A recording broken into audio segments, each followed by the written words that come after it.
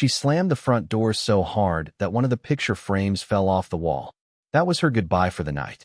No kiss, no glance, not even a sarcastic "don't wait up." Just the sound of her heels clacking down the driveway like a countdown. I stood in the hallway, staring at the frame on the floor.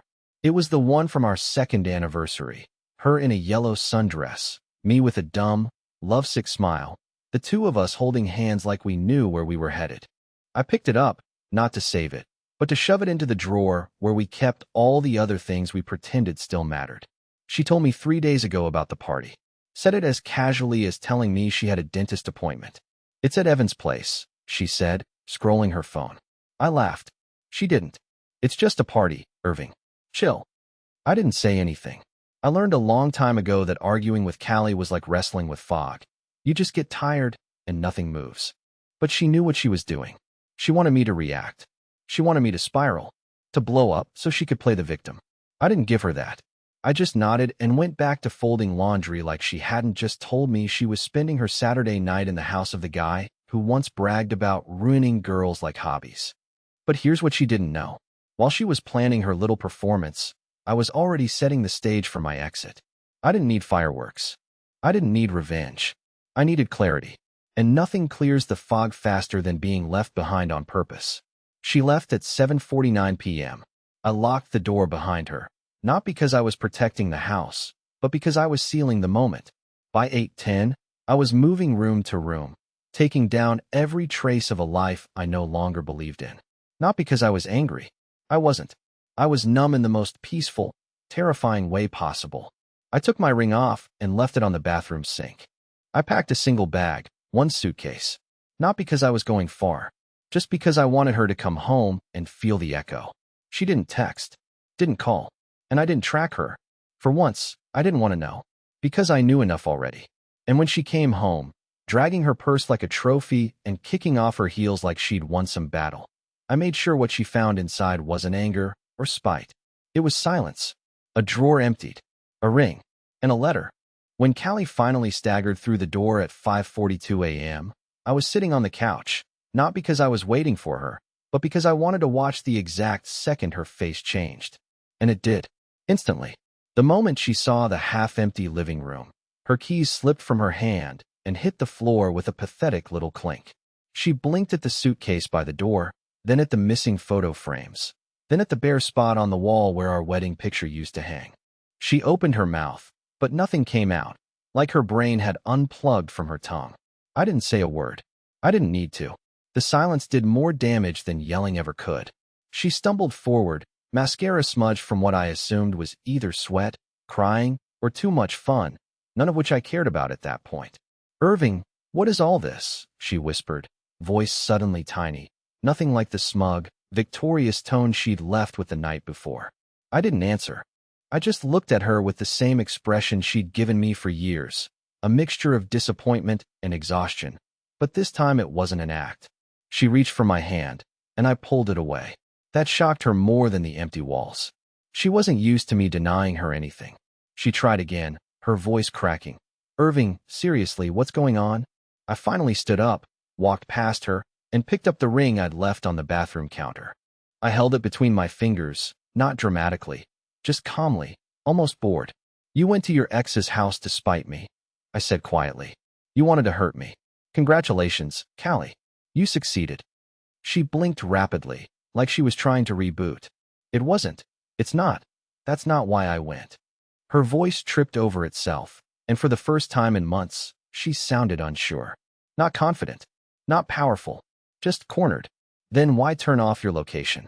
"My battery died. All night." Well, Irving, can we not do this right now?" She stepped closer again, but I backed up. The look on her face, genuine panic, was almost surreal.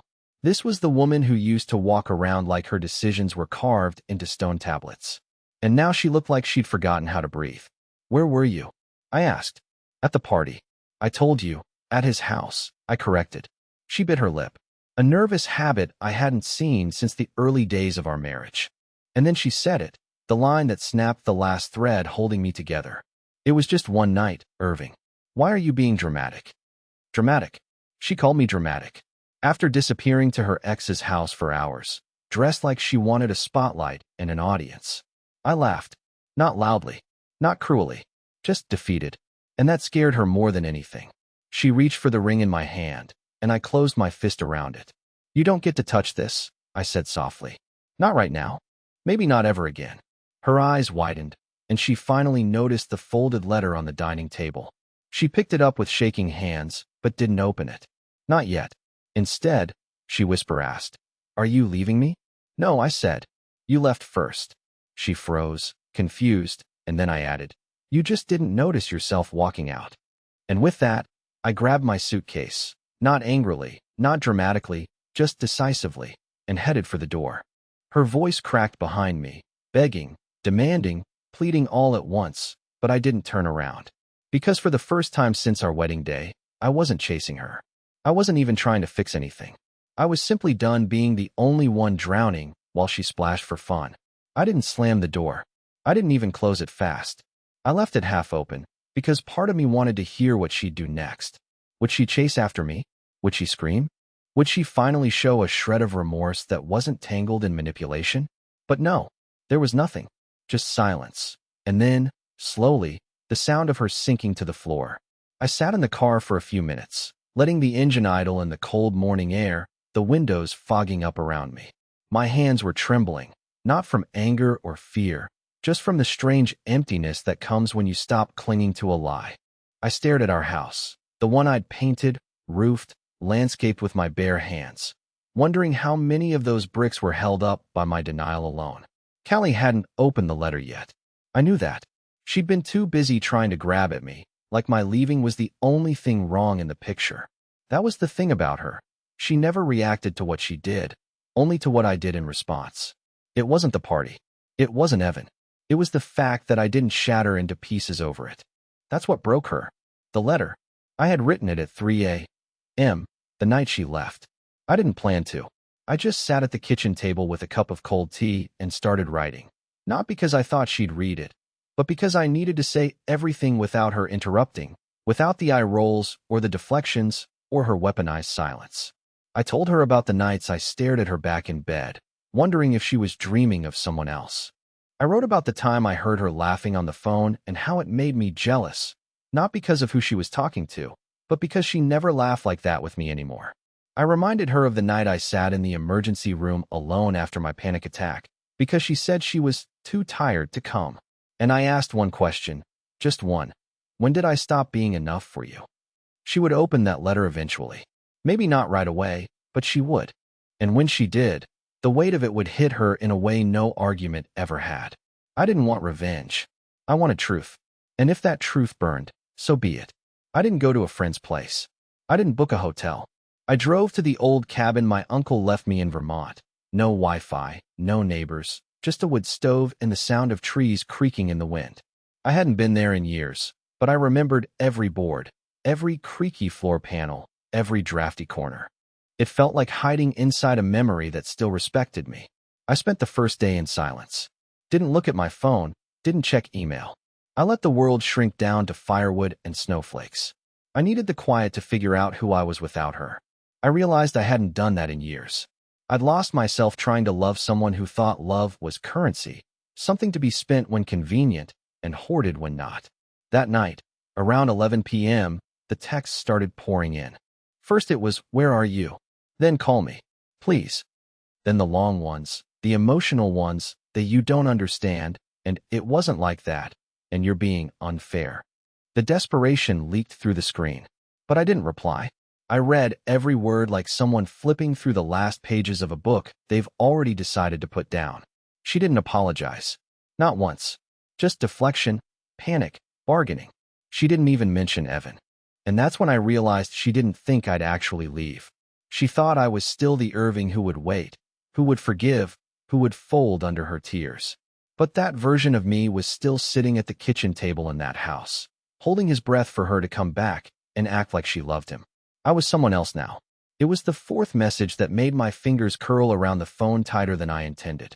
Not because of what it said, but because of what it didn't. "I think you misunderstood everything," she wrote. Nothing happened at the party. I didn't even talk to him that much. It was just drinks. Don't throw away what we have over one dumb night. I stared at that line, don't throw away what we have, and almost laughed out loud. Like I was the one with scissors in my hands. Like she hadn't been holding a match to this marriage for the last year while I stood there with a bucket of water, begging her to stop lighting fires. What we had a relationship where she got to do whatever she wanted, and I got to be grateful she still came home. We had a marriage where I was the background character in her personal drama, the guy who paid bills, folded laundry, and got slowly erased with every passive-aggressive shrug. I didn't reply. I just set the phone face down and went outside. Snow had started to fall again. Thick, heavy flakes that didn't float. They dropped, like even the sky was too tired to carry them. I stood there in my boots and let the cold hit my face. It felt honest. Unlike her. But then came the voicemail. I wasn't going to listen. I almost deleted it. But the second I saw it was over 3 minutes long, my curiosity got the better of me. I pressed play and braced myself. Her voice was shaking. Not with sadness, at first, but with anger. She was furious I had left without a word. Furious I didn't explain myself. Furious I ambushed her with a letter like she hadn't been throwing grenades for months. But then, halfway through, her voice cracked. And that's when she said something that chilled me more than the wind ever could. I didn't think you had it in you, she said. You're not like this. You're not the guy who leaves. You're the one who waits. The one who stays. The one who forgives. She was right. I was that guy. For too long. And she had built her whole sense of security around that. Around the fact that no matter how far she pushed, I'd be there, arms open, heart bleeding, mouth shut. But not this time. And then, right at the end of the voicemail, like she couldn't help herself, she let something slip. I didn't mean for things to go the way they did. It was just supposed to be a distraction. I didn't think he'd bring up the past. I didn't think he'd show me those photos. I froze. My breath clouded the air, and for a second, I thought I'd misheard her. But I hadn't. Photos? She didn't say what they were. She didn't need to. I knew Evan. He was the kind of guy who didn't delete anything, especially not things that made him feel powerful. He was a collector of attention, of secrets, of evidence. And if she saw photos at that party, photos she never expected, then something happened that night that went far deeper than flirting or dancing. She hadn't confessed, but she'd cracked. And in that crack, something dark slipped through. I walked back inside the cabin, phone still in my hand, heart pounding in a way I hadn't felt since our first big fight years ago. That sick, slow churn of dread when you realize the truth is far worse than your suspicions. And for the first time since I left, I asked myself a new question. What if this wasn't just emotional neglect? What if this wasn't just cruelty? What if Callie had crossed a line she couldn't come back from, and was now terrified I might already know? I couldn't sleep. Every time I closed my eyes, that one sentence from her voicemail replayed in my mind like a whisper I couldn't shut off. I didn't think he'd show me those photos. It wasn't just a slip, it was a rupture. And once you hear something like that, you can't unhear it. You start reconstructing everything you thought you understood from a different angle. A darker one. I sat at the cabin's tiny wooden table, lit only by the orange flicker of the wood stove, and stared at my phone like it was radioactive. She hadn't called again. Maybe she was embarrassed. Maybe she realized what she let slip. Or maybe she was still trying to come up with a new story that wouldn't crumble on impact. That was her pattern. She didn't lie outright. She edited reality, shaved off the inconvenient truths until it sounded reasonable enough to pass. But that one line, that wasn't edited. That was fear. Genuine, unpolished fear. I kept going over the night in my head. Her tone before she left. The effort she put into getting ready. The smirk. The way she looked me in the eyes and dared me to object. And then it hit me. What if it wasn't just about hurting me? What if she went to that party for something else entirely? What if she had already crossed that line and thought she could hide it forever, until Evan brought out something she never expected to resurface? I didn't know what those photos were, but I was starting to get a sick feeling in my gut that they weren't just old memories. They were leverage. By late morning, I cracked and texted someone I never thought I'd contact again. Nico, my old friend from before I met Callie. We hadn't talked in years, mostly because Callie said she didn't vibe with him. And at the time, I stupidly listened. But Nico always had a way of sniffing out the truth, and more importantly, he still lived near the city. I kept it short. Do you still have a connection for phone dumps or digital forensics? I think something's up with Callie's old backups. He replied within 5 minutes. I'll ask around. What happened? I didn't answer. Not yet. I wasn't even sure what to say. By noon, Callie broke the silence. She sent a string of messages, the tone swinging wildly from guilt to aggression. First it was, please just tell me where you are. I'm losing my mind. Then, I told you nothing happened. I'm allowed to go to a party, Irving. You're making this bigger than it is. Then finally, if you don't respond soon, I'm going to show up at your parents'. I mean it. She was spiraling, but it was her final message that sent a chill down my spine. You have to understand, Evan was trying to mess with me. He showed me pictures, but they were old. Old. From years ago. They don't mean anything now. It was before us. Don't do something crazy over nothing.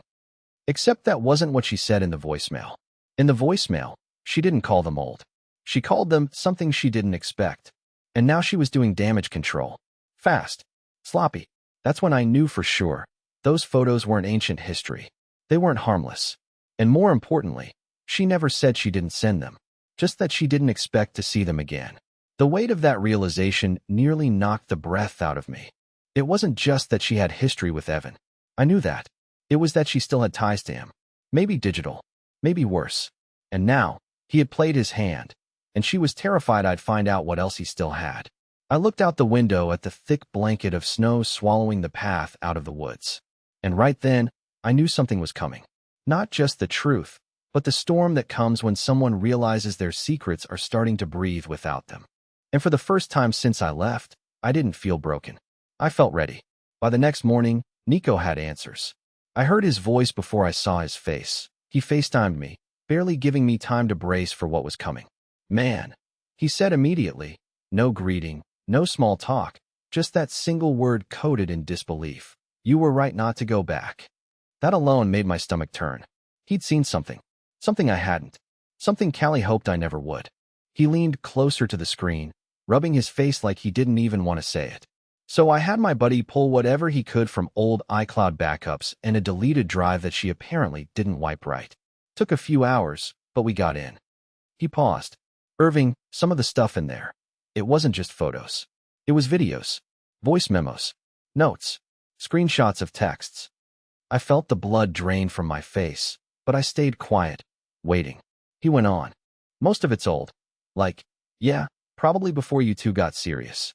But not all of it. He tapped a few times off screen. There's this one folder, date stamped 2 years into your marriage. It's hidden inside a renamed zip archive. The title was some boring file name like Q4 Finances. Clever, right? But inside were two things. One was a voice memo between her and Evan. The other was, well, a photo of something I really wish I didn't see. I swallowed hard, my pulse thudding in my ears. What was in the photo? He didn't answer right away. That hesitation told me more than I wanted to know. Finally, he looked at me through the screen, eyes softening. It was her.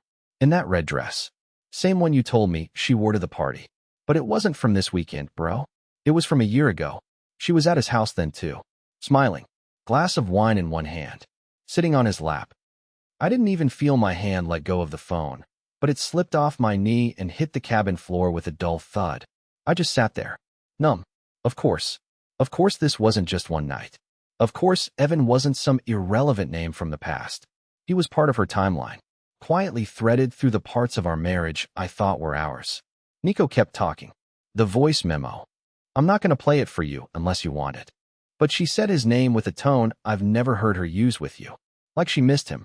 Like she wanted him to say something she needed to hear. I didn't need to hear the rest. I didn't even need the audio. My own memory filled in the blanks. All the nights she worked late. All the cold silences after I tried to talk. All the time she was distant during holidays, birthdays, even our anniversary. It wasn't burnout. It wasn't marriage fatigue. It was him. He'd never left. He was just behind the curtain, waiting. What burned most wasn't the cheating itself. It was the casual way she'd rewritten our history to fit her comfort. She let me believe we were just drifting apart naturally. That I was the one who wasn't enough. That she was trying. She said those exact words to me 2 months ago. I'm still trying. But she wasn't. She had already handed parts of herself to someone else and expected me to stay on standby in case that plan didn't work out. My phone lit up again. Callie. Another call. I declined it. Then a text. I know you're hurt, but I didn't do what you think I did. Please don't let Evan twist this. He's trying to ruin us." I stared at that message, rereading it again and again. She was still lying, still clinging to the idea that if she kept talking, I'd eventually nod, forgive, forget. But you can't unsee a photo like that. You can't unhear the panic in her voicemail. And most importantly, you can't rebuild trust on a foundation that never existed. I turned my phone off completely. I didn't want the next message. I didn't care if she cried or screamed or begged, because none of that mattered now. Evan didn't ruin us. She did. I don't know how she found me. Maybe Nico slipped up. Maybe she guessed. Maybe some part of her just followed the trail of guilt straight to the one place I thought was mine. But around 4:20 in the afternoon, I heard tires crunching over the snow outside the cabin.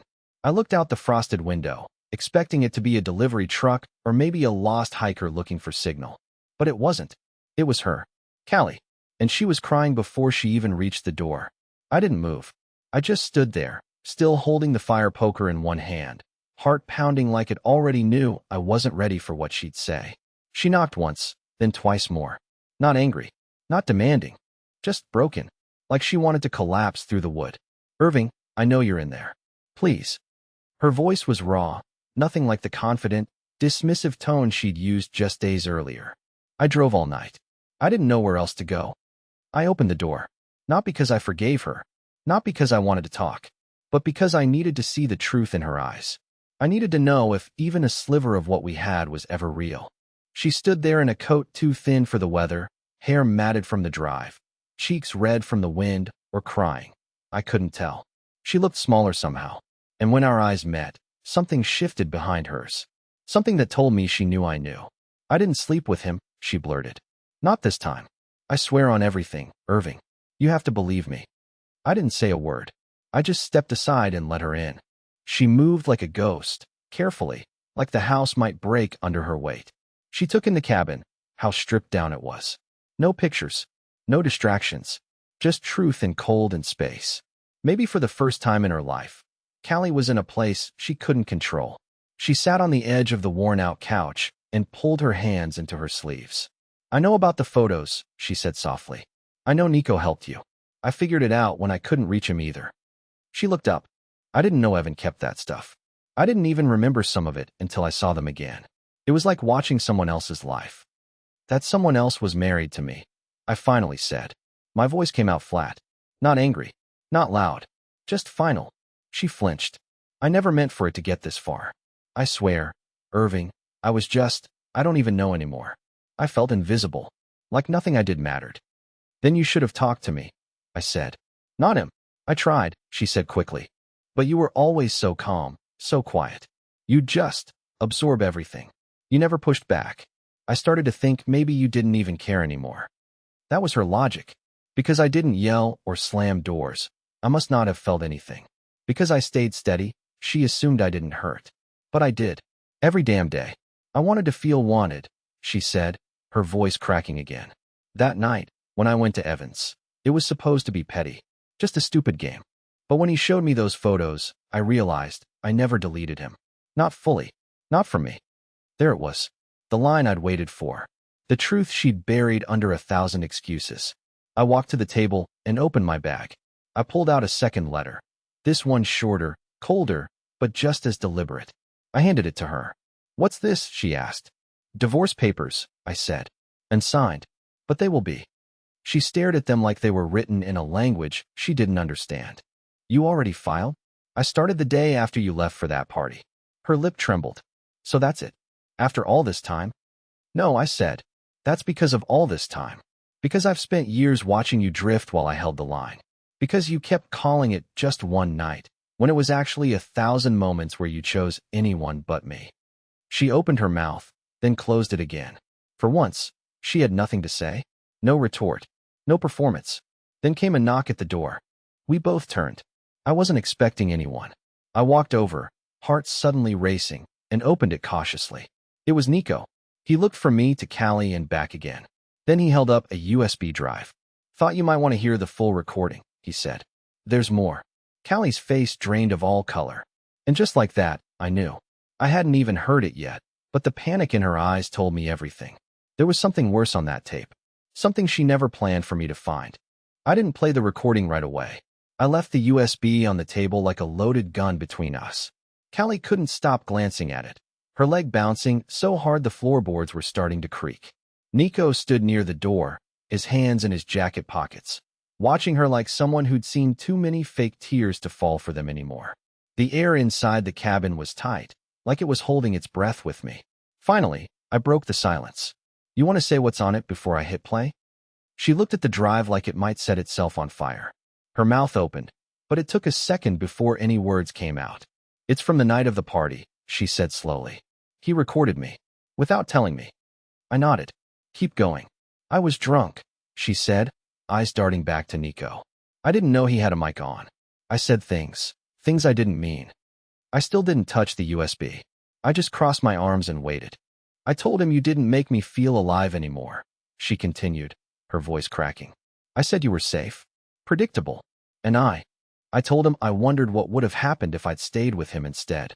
It hit me, not like a slap, like a slow freeze, because I'd spent years trying to be the man she could count on, and now I was being punished for exactly that. Did you sleep with him? I asked again, not for vengeance, just for clarity. I needed to know where the cliff truly ended. She shook her head. No, I didn't. He tried, but I left. You have to believe me. Nico looked at me. He didn't say a word, but I could read it in his eyes. She was telling the truth. This time, I finally sat down. The weight of everything began to settle. The betrayal, the years of emotional starvation, the night she chose a man from her past just to see if she still mattered. You broke something in me, I said, not out of spite, just truth. But maybe it needed to break. She nodded slowly. I know. I see that now. And for the first time since it all started, I believed her. I stood up and looked out the window. The snow had stopped. The sky had cleared. The world looked still, untouched. I'm not signing the papers today, I said. She jerked her head toward me, hope flickering in her expression. But I'm also not coming home with you, I added. Not yet. Maybe not ever. I need time. I need to find myself again outside of this mess. Outside of you. She swallowed and nodded. Okay, I'll wait, however long it takes. I believed her again, because for once, she wasn't trying to pull me. She wasn't begging or gaslighting or rewriting history. She was just sitting in her shame, quietly, letting me have space to breathe. Nico gave me a nod and stepped outside, giving us a moment alone. I looked at Callie and sighed.